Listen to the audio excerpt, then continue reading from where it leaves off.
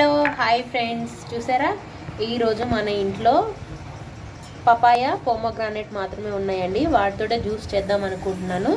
ఇంకా ఎండాకాలం కూడా వేసవి ఎక్కువైపోయింది కదా. కొన్ని మిల్క్, హాఫ్ గ్లాస్ షుగరు, 4 ఇలాచి, వాటితోటి షుగర్ నేను చేస్తున్నాను జ్యూస్. చూడండి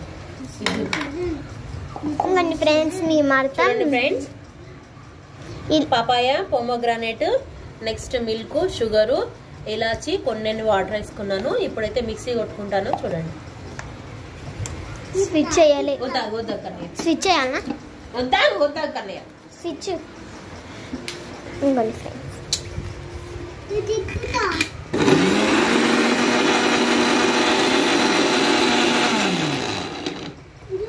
ఫ్రెండ్స్.